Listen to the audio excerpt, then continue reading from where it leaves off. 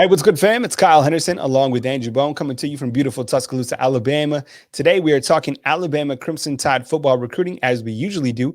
Be sure to hit the thumbs up, like, subscribe. We appreciate you more than you know. Here with Andrew Bone. Bone, what's good, man? Good to talk to you. Oh yeah, I hope everyone's staying safe out there today. It's been pretty crazy. I know it's been wild down in Tuscaloosa. It's been pretty nuts here in Birmingham with all the rain. I think I drove through a river which was downtown Birmingham earlier this afternoon. But hey, made it home safe and sound. So ready to go.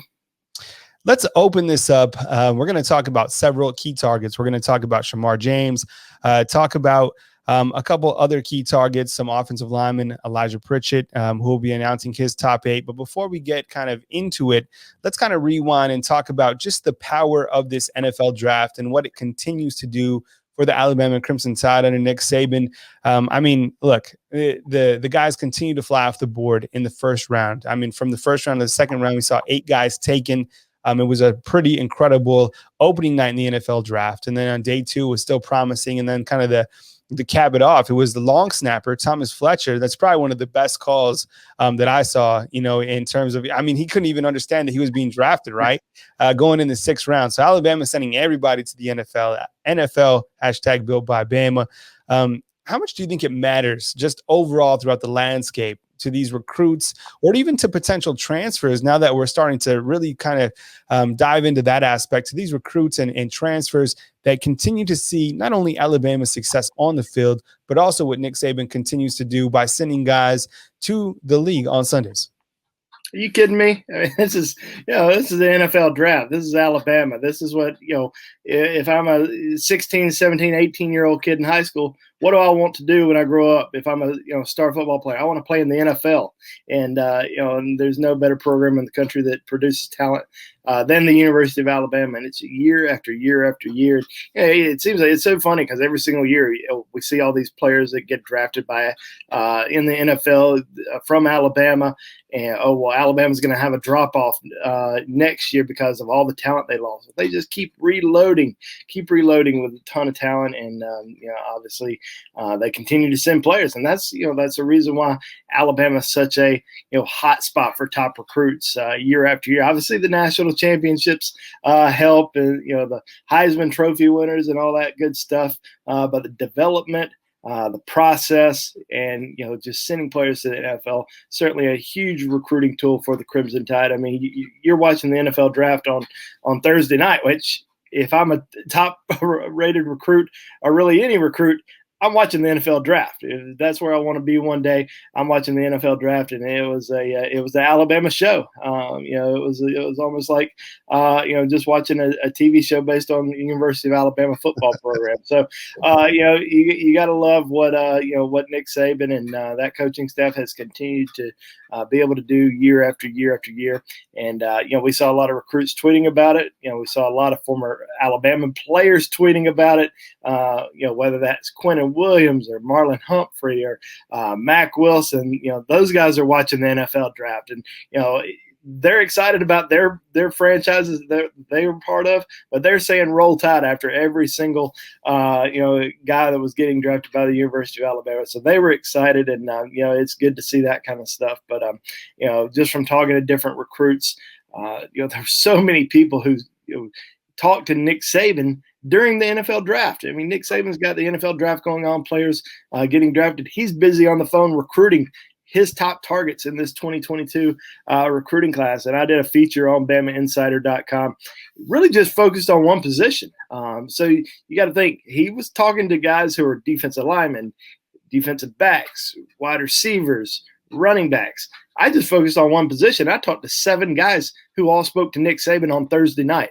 Wow. In the defensive backfield, and all these guys are just really impressed, and really enjoyed speaking to Coach Saban the night of the NFL draft, and basically his conversation. This can be you in 3 or 4 years. Come to Alabama. Let us develop you. Let us put you in the NFL. Let us put you in the best position to have the most success. And I think that that certainly speaks heavily to a lot of these top targets throughout the country. We're going to see a lot of these guys in Tuscaloosa throughout the summer, especially in the month of June. I cannot wait for June, because it is going to be absolute pandemonium with so many recruits, not only just at Alabama, but throughout the entire country, because kids have not been able to take really meaningful visits to college campuses in more than a year. So it's going to be an exciting time. I know Alabama is gearing up for a big summer. A lot of official visitors and a lot of kids coming in for summer camp. I think they're having a camp just about every single week in the month of June. I actually think it's 7 total, so it's a little bit more than every single week. So 7 total one-day camps in the month of June. Going to be a busy summer at the University of Alabama. Here with Andrew Bone, talking Alabama Crimson Tide football recruiting, open it up, talking about the NFL draft. If you could please take a minute, hit the thumbs up, like, subscribe. Super chats, obviously appreciated, or you can become a member of our channel by hitting the join button at the bottom of this video. But honestly, a simple thumbs up goes a long way, helps our channel broadcast out to other Alabama Crimson Tide football fans. Moving on, let's talk about some recruiting. Shemar James is down to 2, Alabama and Florida. Let's talk about James and kind of his plans moving forward and kind of get the latest update.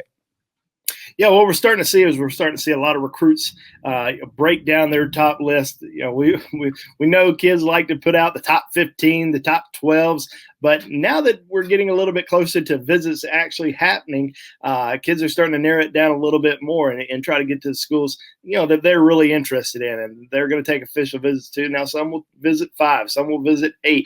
Shemar James had a top 8, but decided to trim it down to a top 2 a few days ago, Alabama and Florida. And I had an opportunity to speak to James about those 2 schools, and really just said those are the 2 programs that he feels like can best develop him and fit his needs. I mean, he's 6'3", 210 pounds, recruited mainly as an outside linebacker, but this is a guy that is on the Alabama short list of in-state targets. Not a lot of in-state targets that Alabama, is really going after. Now, there's several that they've offered. There's some that they still need to come to camp, but there's probably only about 4 or 5 guys that they would actually take commitments from right now. Shemar James is certainly one of those guys. They've liked him for a very long time, extended him an offer back during the middle of the season, and really stayed on him up to this point. So I think he's going to be visiting Alabama on June the 4th. So June 4th through the 6th. He's going to take that official visit to Florida. I believe that's June the 18th through the 20th. Says he's going to make that decision after those 2 visits, but I really think Alabama's got a great chance with him. But Shemar James does have a great relationship with the Florida coaches, and I think that his relationship with Sal Sinceri is also very strong. So it's going to be really interesting to kind of see what he ends up doing. But I know he ended up growing up an Alabama fan, and really has a great relationship with Deontay Lawson, freshman linebacker at Alabama. 2 are very close friends. I know Deontay's talked to him about joining him at Alabama. So as of right now, I really like Alabama's chances with Shemar James, but these official visits are going to be pretty important for him moving forward. Here with Andrew Bone, talking Alabama Crimson Tide football recruiting, kind of piggybacking off, Shemar James. Let's talk about the linebacker class, some other top targets, and how many Alabama will try to take this cycle. I know there's a lot of moving parts, but, kind of when you look at things, what's the kind of latest right there? Well, I think with the last 2 recruiting classes, Alabama just has absolutely loaded up at the linebacker position, but that doesn't mean they're going to slow down at all. I mean, they're still going after some heavy hitters, and already have a commitment from Robert Woodyard out of Mobile, who's been committed for a while. Still obviously going after Jeremiah Alexander, the number 1 player in the state of Alabama from Thompson High School. And, still trying to figure out exactly which position he's going to play. Is he an inside linebacker? Is he going to play on the edge? I think there's still some question marks there. Not necessarily from Alabama, just necessarily from guys like me trying to figure out exactly which position he's going to play. But I know Alabama would love to get Jeremiah Alexander on board. We know Eni White out of Pennsylvania is going to be making a trip to Tuscaloosa on June the 18th for an official visit. Rivals 100 linebacker. Harold Perkins, another outside linebacker out of Texas. He's going to be making a trip to Tuscaloosa at some point in June, so we'll be keeping a close eye on him. Marvin Jones Jr., more of an edge type guy, but he's going to be making an official visit to Alabama on November the 6th. But I expect him to make a trip to Tuscaloosa at some point this summer. But still several guys that are out there that Alabama is strongly interested in. Those are some of the main guys, right there off the top of my head.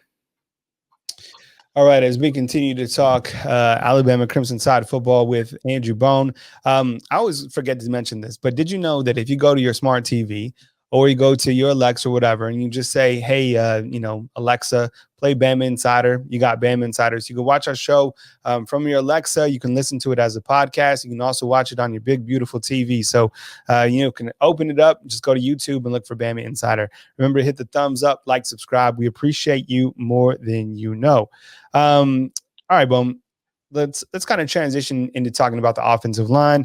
The great class at 2021. There's going to be some big shoes to follow, clearly.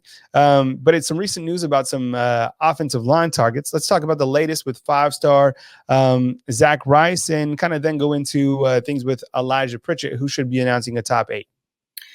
That's right. Zach Rice, five-star offensive lineman from Virginia. It's going to be taking 5 official visits, all in the month of June. So busy month for Zach Rice. I think Alabama really has climbed up the ladder for him over the course of the last few months. Wasn't in his top 8 a few months ago. Now all of a sudden in his top 5, he's going to take an official visit. I think you got to give a lot of credit to Sal Sinceri, who's been leading the charge in his recruitment, and Doug Marrone, who's developed a very strong relationship with Zach Rice. But Ohio State, Notre Dame, Alabama, Virginia, North Carolina, all going to get official visits from Zach Rice in the month of June. He's going to be visiting Alabama. I believe it's June the 23rd through the 25th. So that's going to be a big visit for him. So, very interested to see kind of what happens there. Alabama, as you mentioned, recruited offensive line extremely well in last year's recruiting class. And, they're still going after some heavy hitters in this class. And, you mentioned, Elijah Pritchett just came out with his top 8 a few days ago. Now, Elijah Pritchett visited Alabama for the spring game. He's coming back for an official visit on June the 18th. I think Alabama's got a great chance with this kid. I think they've got, probably in the he hasn't said he has a leader, but I think they're in the driver's seat for Pritchett at this time. Another kid that's going to be coming into town this summer is Jake Taylor out of Las Vegas. He's got an official visit set on June the 4th through the 6th. So that's another, big offensive lineman that we're going to be paying very close attention to. Alabama, Oklahoma, Notre Dame, all very high on his list. So we'll see, kind of what happens after these visits. A lot of these kids just haven't visited Alabama yet. They're trying to get on campus, trying to see everything for the first time, trying to get acclimated with everything, and really just trying to build that relationship with the coaching staff, and build that bond, and try to make sure that they're making the right decision. But I do think Elijah Pritchett, Zach Rice, Jake Taylor, Julian Armella, 5-star, number 1 offensive lineman in the country, also going to be visiting Alabama this summer. See a lot of offensive linemen in Tuscaloosa. We're going to see overall a lot of players overall, but I certainly think that Alabama could once again have a great offensive line class, and Elijah Pritchett, as you mentioned here, is certainly one of the top guys that I think they can potentially land. All right, definitely the thumbs up, like, subscribe. We appreciate you. As we move forward, we're talking about Nicholas Singleton, who set an official visit recently to Alabama. Let's talk about him and some other running back targets, and also kind of get an update on Emmanuel Henderson, who is committed to Alabama. I know we haven't talked about him maybe in a minute, so kind of a brief update on Henderson, who, by the way, has a great last name. So let's lead it off with Nicholas Singleton. Yeah, I think, with Nicholas Singleton, I had reached out to him a couple of days ago just to kind of check in, see if he was going to visit Alabama this summer. One of the top running backs on the East Coast, and did set up an official visit with the Tide on June the 25th. He was originally supposed to take an official to Ohio State that weekend, but canceled that visit. Now visiting Alabama, has been in regular communication with the coaching staff. So there's a lot of interest there. This is going to be his first visit to Alabama. And as we know, Alabama has a deep running back group right now, but still trying to get some more guys. They do have Emmanuel Henderson on the commitment list, but Emmanuel, as I've said before, more of an athlete, can play really, just about any position on the offensive side of the ball. They're going to spread him out in the slot. He can spread out wide, and he's certainly open to doing that. He still wants to run the ball a little bit. Now, I actually talked to Emmanuel earlier today, said that he's going to be in Tuscaloosa every single weekend this summer. Well, at least in the month of June, says that he's going to be there helping recruiting. and talking to a lot of kids. So that's going to be big to get him on campus every single weekend in the month of June. But those are two guys that Alabama certainly likes. But there's certainly some other guys that are out there that they're still pressing for. Branson Robinson, the number 1 running back in the country from Mississippi.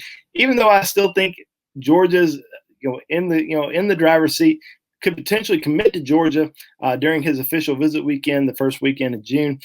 Still says he's going to visit Alabama in June, and as long as they can get him on campus, potentially going to have a really good chance with him. George Pettaway from Virginia, Katron Allen, Tavoris Jones, Gavin Sawchuk. These are all running backs that Alabama, has on their recruiting board that they're heavily going after, that they're trying to get on campus. And a lot of these guys are all planning to visit Alabama. So you got to get these kids on campus, got to get them around the program. I think once they, kind of see everything up close, Alabama's going to have a good chance with, at least a couple of them. I think they're at least going to try to sign, 1, maybe even 2 more guys. Even though they already have a commitment from Emmanuel Henderson, do not be surprised if Alabama tries to sign 2 more backs in this class. I think they'll certainly try to get 1 more, but potentially if they can get 2 who they really want, I don't think there's any way they would turn 2 of those guys down.